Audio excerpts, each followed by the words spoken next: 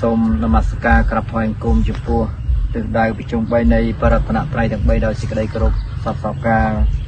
និងសូមក្រាបថ្វាយបង្គំចំពោះព្រះមហាថេរៈគ្រប់ព្រះអង្គដោយសេចក្តីគោរពជ្រះថ្លា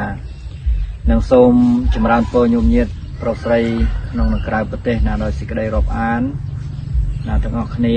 ចឹងដោយថ្ងៃនេះខ្ញុំគណៈអាត្មាភាពក៏មានសេចក្តីសមនស្សរីករាយជាពុនពេកដោយបានការជុំជ្រែងអំពីសំណាក់ព្រះអង្គគ្រូសទ្ធាមនីសុំបញ្ញាហើយក៏មានញោមស្រីក៏ដែលនៅរស់នៅរដ្ឋចរចាតាមរយៈព្រះអង្គគ្រូសទ្ធាមនីសុំបញ្ញាហើយញោមស្រីក៏មានសទ្ធាជ្រះថ្លាបានចូលរួមជាបច្ច័យដើម្បីជាវនៅឆាត់រួតព្រះអង្គត្រាស់ដឹងនៅខាងក្រោយអង្គខ្ញុំគណៈអាត្មាភាពនេះដើម្បីយកមកទុកលំកល់ដើម្បីជាទីកន្លែងសក្ការៈបូជាលំអនៅព្រះពុទ្ធរូបក្នុងនោះអាត្មាភាពតាមរយៈអង្គគ្រូសទ្ធាមនីសុំបញ្ញាហ្នឹងក្នុងនោះមានញោមស្រីកែវសុផានីដែលញោមស្រីរស់នៅរដ្ឋចរចាសហរដ្ឋអាមេរិកនិងបងស្រីកែវសុភ័ណ្ឌរស់នៅចរចាដែរមានសទ្ធាជ្រះថ្លា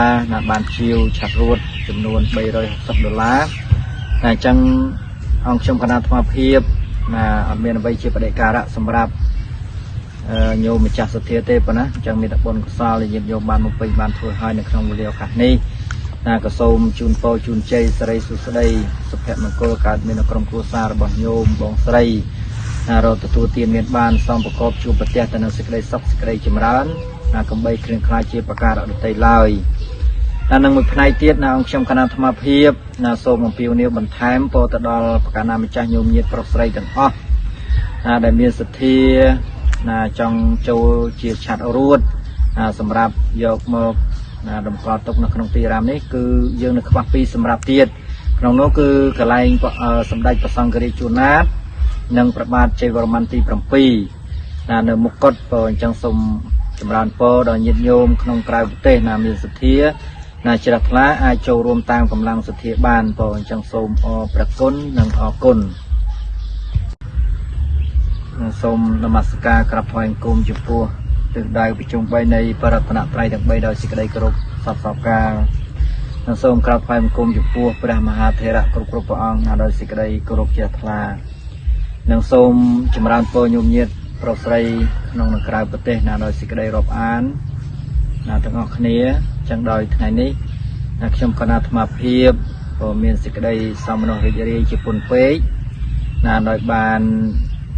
ការជុំជ្រែងអំពីសំណាក់ព្រះអង្គគ្រូសទ្ធាមនីសុំបញ្ញាហើយក៏មានញោមស្រីក៏ដែលនៅរស់នៅរដ្ឋចរចា